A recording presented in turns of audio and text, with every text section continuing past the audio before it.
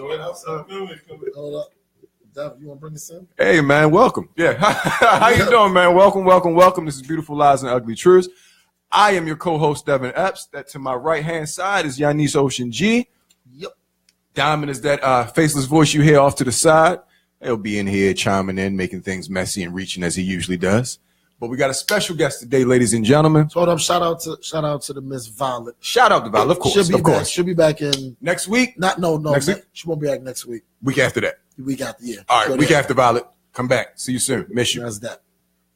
But like I was saying, in the middle today, we got a special guest. Okay, local artist, Baltimore native. Correct. I don't want to say nothing. Yeah, of course. Baltimore native. Born and raised.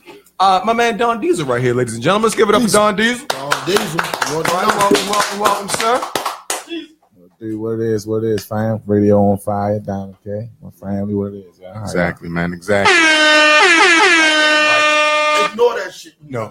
Yes, he has this habit of doing that now. But there are a few things I like more in this world. One of the best sounds in the world is a party. And Devin jacked your shit too yesterday too at his tournament. First of all, no, don't do that shit. Don't do that shit. I've been losing that horn at that basketball league for at least a month now. At least a month. First of all, the shit was preset on the speaker, so I can't steal it. So that myth busted. And he wasn't myth busted. So anyway, I get an email today from Nikki Harris, Radio on Fire. So she was like, "Yo, we got a guest for you tonight for the night." So I'm like, "Okay, cool." So she first off, this is the funny thing. She hits me and she was like, "Where can I see your information?" I was like, "Right here." You're talking about. Then she was like, "Well, nah, it'd be better if I email you." So I'm like, "Then just email the shit, like, well, just ask for me to email you or whatever." So she emails the joint or whatever. Shout out to Nikki. So off top, I like to always give artists up and coming this shot or whatever. So I said, okay. When she first sent it, I was like, all right. I didn't listen until another 3 hours, to be perfectly honest. So I was like, okay, but I want to be prepared. So after that, I did the shower, I'm chilling. So for me, when I'm listening and want to really delve into something, I'm eating. So I put the phone down, I go to the page, click on the first joint or whatever. I think, what's the name of it? I Get, what was the name of your single joint? Go to sleep. Go to sleep. That's exactly what it was. Go to sleep. Now, up top, I'm looking like, go to sleep. I was like, oh, I'm definitely clicking on this. Right. I was like, because he had the artwork and everything there. Because as much as I don't really blame people for, at times you got artists that actually have great music, but they might not have the artistry behind them in terms of like the posters and visuals, the visuals. Thank you. So I was like, okay, we got that nowadays. So beat comes on. I'm like, okay, I'm hearing the beat. You know what I'm saying? It's artist myself, so I'm listening. I'm like, all right. The first thing you think of when you hear a beat, okay, let's see what he does with it. Right. Or whatever. You know what I'm saying? Like that. It's like the beat came on within the first 15 seconds. I said, okay, beat is tough. Didn't matter who produced it, but I just said, all right, because I didn't want to be too critical of it. So I'm listening. Then he's going. I said, all right. He's staying on track. All right. Because I listened to it like 3 times. And it wasn't a 3-time listen on some old, like, oh, this shit's whack. I'm just going to force myself to like this shit. No, it was one of those, the way my mind goes, I break things down. So I said, okay, the track was there.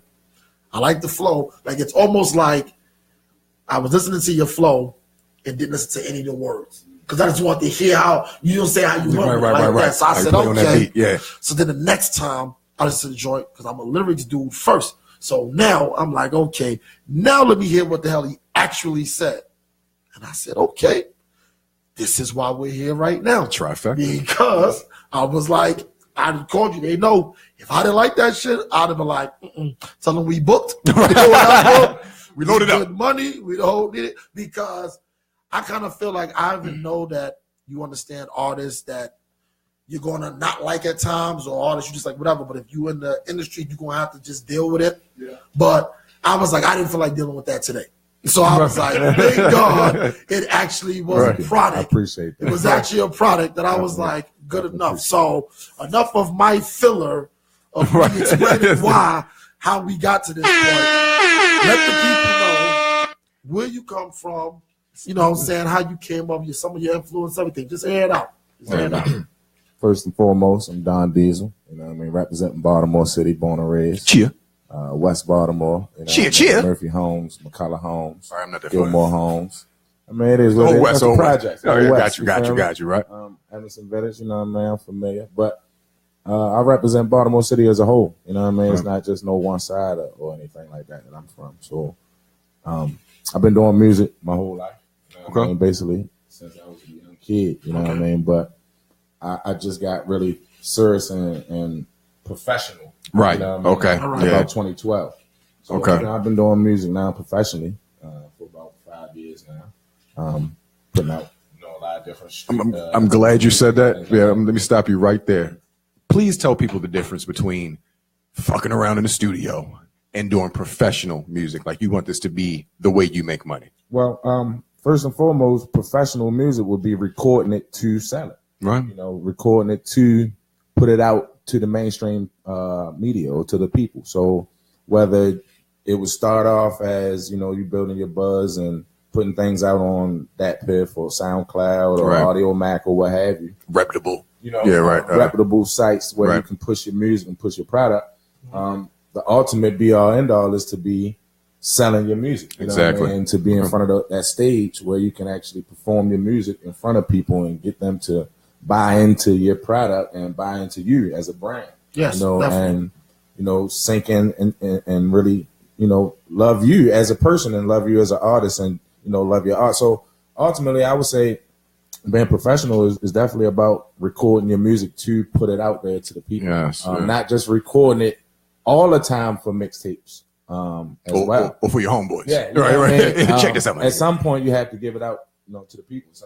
Sometimes it just takes putting it out and letting the streets tell you what it is. And that's kind of what it is with me at this point. I've been doing music, like I said, my whole life, but professionally now for about 4.5, 5 years. Right. So now I'm like, okay, I done built my brand. I put out a little music, hip hop here. There I did a compilation album, R&B, hip hop, collective type of thing. Right. Roots collective with my Nomads Kingdom guys. Shout out to my acumen, the whole Nomads Kingdom collective and partnership. And now it's just to the point where I'm building out my own brand. Putting out the EP, No Comp EP, dropping the single, Go to Sleep, and just slowly but surely building my own brand. Cool. That's what I think professionalism is about. Now, I hear you with the professionalism. So let's just get to the nitty gritty of it.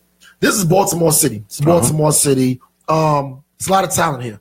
I know that because I've been here for about 2 decades. So I feel the need to. My thing is, what are you going to do differently than a lot of the artists that are from here? And I'm gonna give you a directive. I only know most of these artists are from here because I'm physically here.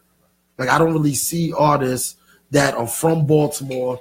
When they go other places, it's like they almost want to morph into somebody else or be something else. That's like, for example, if I was to run into Don Diesel in Atlanta, I would be a little taken back if all of a sudden you got this whole Atlanta vibe to you, like your dress code, just how you carry yourself.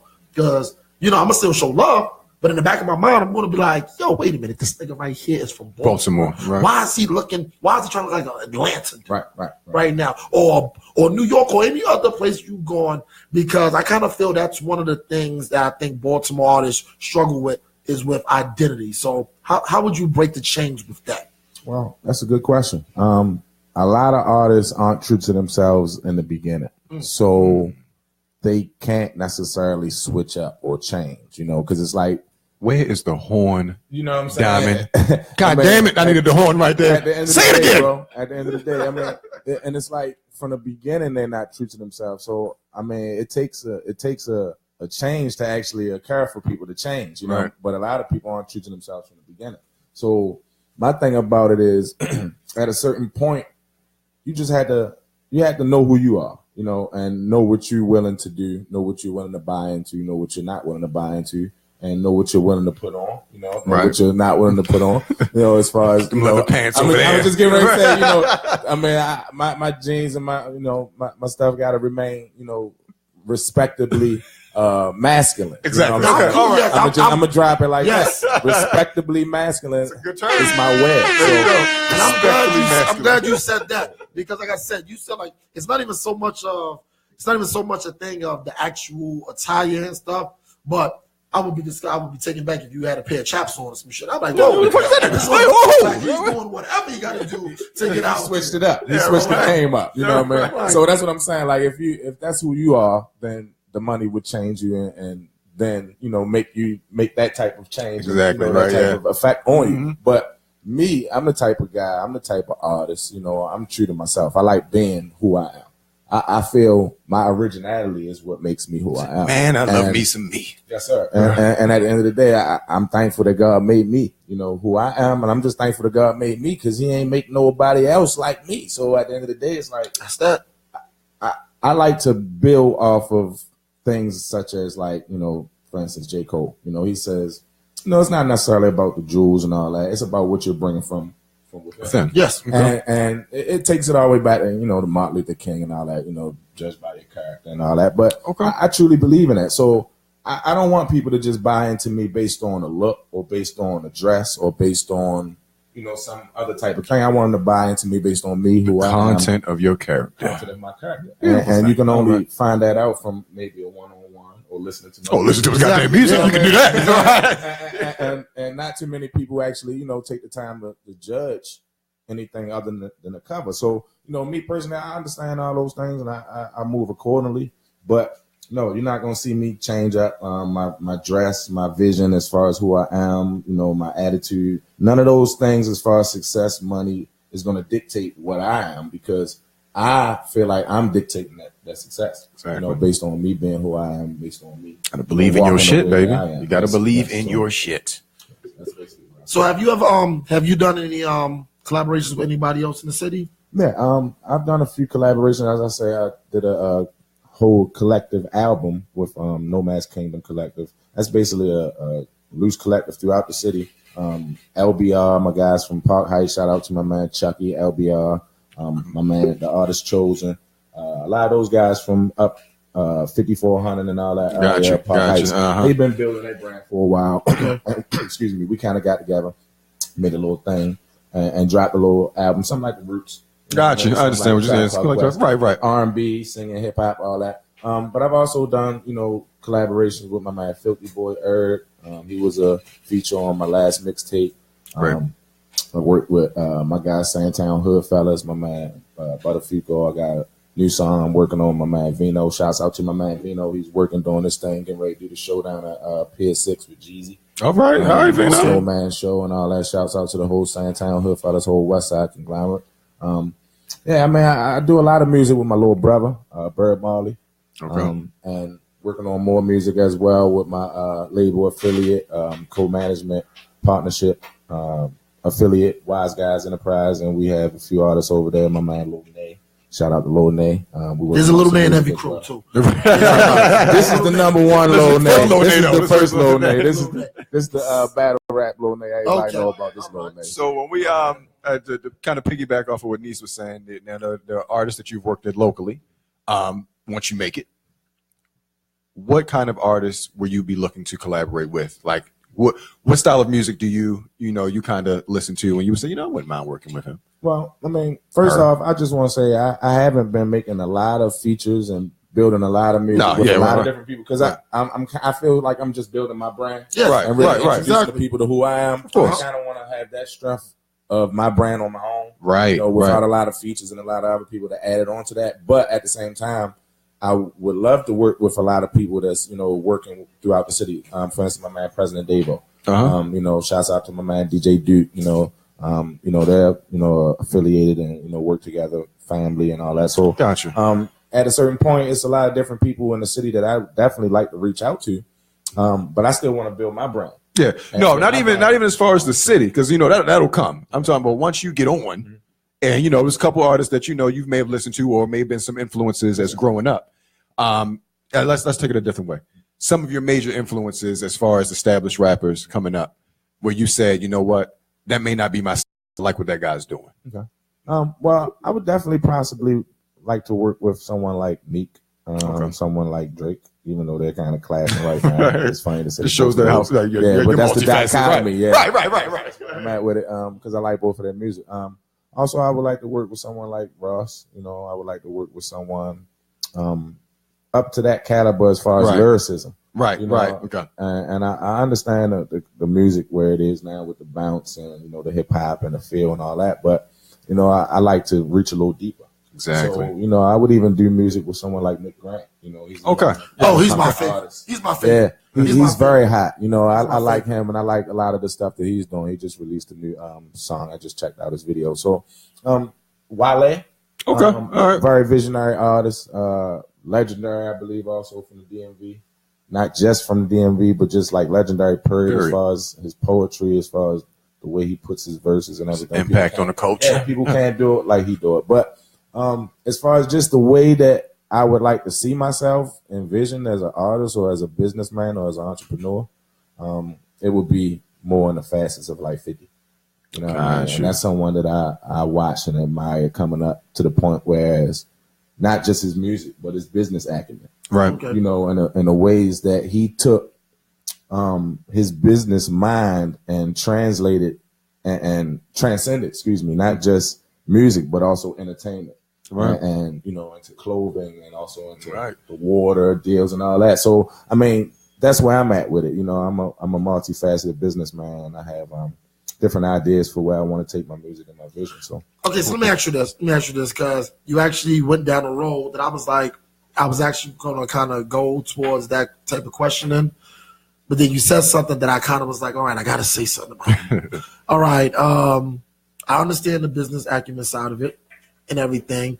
And I remember watching, there was an episode of Run's House. And Russell Simmons Run from Run DMC, Joseph, he brought in a group called Union Turnpike or whatever. That's actually a part of Long Island. Anyway, he was talking about the one of the guys in the group, and he actually was saying how this guy does. He's branding here. He wants to do this, that, and the third. So Russell asked him, like, let me talk to you. So he said, what do you see yourself? So he was like, yo, I got a skateboard company. I got a such and such. I got this. He named like 5 things. And so, you know what Russell said to him? He was like, take over rap first. Mm-hmm. You see what I'm saying? Because I kind of feel at times, like a lot of artists now, we've seen so many people like the 50, Puff, Jay, and, you know, like that real heavy hitters. And I think like a lot of people at times, they skip the whole process. Because I'm like, Jay was nobody's mogul.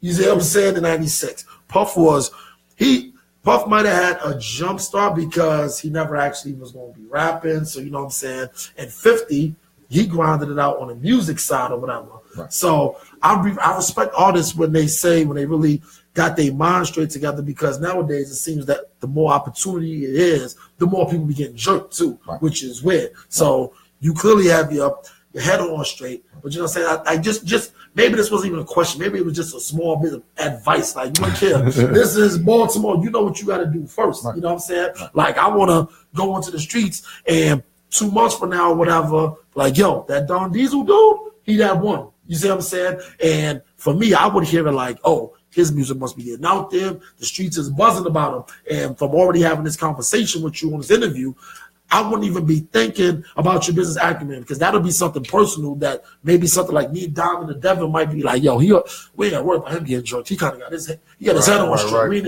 You understand what I'm saying, Devin? Like, yo, like he got his head on straight already. So we're not even worried about that. But it's like, I done spoke to so many artists and they be like, yeah, they naming 1 billion things and none of it is music. None of it is music. So I was like, that's the foundation. Exactly. I was like, something that's remember where the bread is buttered, baby. Yeah. Something that's a springboarded. Yeah.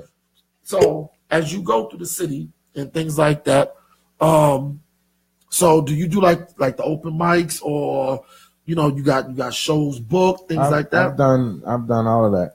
At this point, like I said, I've been doing music throughout the, you know, East Coast corridor, you know, for a while. Like 2012 started it, I guess, because I would say like around that time, that's when I really actually kind of made my first mixtape and really put it out to the people and start going on like little different shows, showcases, and opened up for a couple artists, French Montana Coke Boys, Gilly the Kid. Oh, that's cool. That's good.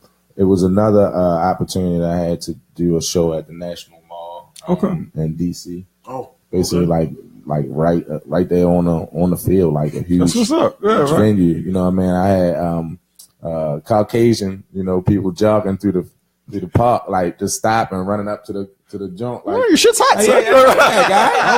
Hey, what the heck is that? Right? That's funny. Don Diesel. Okay, that's pretty dark tootin'. Nice, and it was funny because it's like that was my first taste of really having a different demographic, right? That really walked up to me. I've had different people, congratulate me on my music and say, it's pretty good and it's nice, but it makes you feel a little different when you have a whole different demographic. Yeah, right. Saying that you didn't expect to come up and just, I'm doing something right. I'm doing a little something right. Basically, that's what I was thinking. I did a little something right. Basically, what Don Diesel was saying is, soon his music will be in the music park. So I don't Got that right. They know how I feel about amusement parks. I'm like, if your music gets to the amusement park, you won. And that's where I'm at with. I'm to that point. I'm gonna be honest. It's not that I'm trying to skip steps, because it's great that you said that, because I was talking to my little brother about the other day, and I have kind of skipped a few steps. I'm gonna be honest. Oh no, through the blessings of God, and I just through the grace and through the opportunities that I was able to take advantage of. But I don't feel that I'm going to always be able to skip steps. Right. And I don't think that it's going to just be a give and cakewalk. Right. I know it's well, let's skip this one. Yeah. So, at the point where I'm at with it now, it's like, opening up and stuff. That's great. I'm to the point now where I'm trying to get my own club. I've had a nightclub where we kind of ran it, for our own purposes. You had a nightclub out here? Yeah, we had a nightclub. What's the name? It was called the Atrium up on North Avenue. Okay. Right there on North and Bloomingdale. We had that for about maybe a year. But, it went under different management. We switched it up. That's to the stuff where I'm at now. I'm trying to get my own shows. I'm trying to get my own clubs, my own parties, stuff like that. Not be a promoter, but just to the point where I can generate my own funds. When you hit down these, right. Because I've already kind of built a brand. I don't have a super big fan base, but I do have fans in different countries, different states. And they know your name and know what comes with Don Diesel, right? I feel that that's a start. So I feel like I'm ready to just go all in. You know what I mean? And take it all on. Lucius Lions in it, because nobody else performs at Lucius Club but him and his artist. That shit ain't no regular club. You're not. That's what it's like. Tonight, Jamal. Like, right. Tomorrow, Lucius. That's it. It's the same family tree. Like shit. So go ahead. Might be up there. And not even just that, but just we have DJs and we have conglomerates that we work with, like I said, such as Wise Guy. Shout out to my man, Common Mind. Shout out to my man DJ Knowledge in the building. And what we do is we do showcases as well for the city and for great artists to come and showcase their craft for the people. I don't have no problem with doing that. I come out and bless the people and show them what I have to offer, and give my music away free at numerous times. But I'm at a point now where like I said, I've did those shows, I've opened up, I've did those things, and I don't feel that I don't have to do it, but I feel like I should also be leveling up. I pay my dues, bitch. Right. As well. So, and with that being said, that's going, whether it's different showcases out of state, whether it's, I just did a pre-Grammy show out in LA, a pre-BET, pre-Grammy, just a pre-award showcase show. And that turned out pretty well. What's up, man? Back, a lot of people was offering me different things. That's what's up, man. I didn't take. They always say, don't take the first one. Don't take the first one. If you take the first one, you definitely sign something. Sure. Right. But at the end of the day, what I'm saying is, I know what I'm worth. I know what I have to do. So instead of me taking the next man's role or plight, I know what I have to do, and I know which steps that I need to take. And I'm just building my, brand one step at a time, slowly but surely. Me and my team, and we're doing what we need to do. All right, ladies and gentlemen, this has been Don Diesel. Give it up, please. Oh no, he ain't leaving yet. Oh, we ain't done. No, we ain't done. You got more shit for? Oh, okay. We gonna go to sleep. All right, okay, because that's what I was going. I want to go to the song first. After that, yeah, okay, all right, cool. Yeah, I like what we're sizing up to be right here. Go ahead. Bring your joint in. Okay. Well, yeah. You already know what it is, man. It's your boy Don Diesel, man. Live on Radio on Fire. You feel me? Beautiful Lies, Ugly Truth radio show. You feel me? You already know what it is, man. It's Go to Sleep, coming soon to a motherfucking eardrum near you. You see what I'm saying? Take your punk ass to sleep. You feel me? Take your ass to sleep, wake your ass up. at the same time. Produced by my man Ivan Bass, straight from the BES gang, you know what I mean? Straight from No Comp EP, coming soon, you feel me? You already know what it is, man. Peace.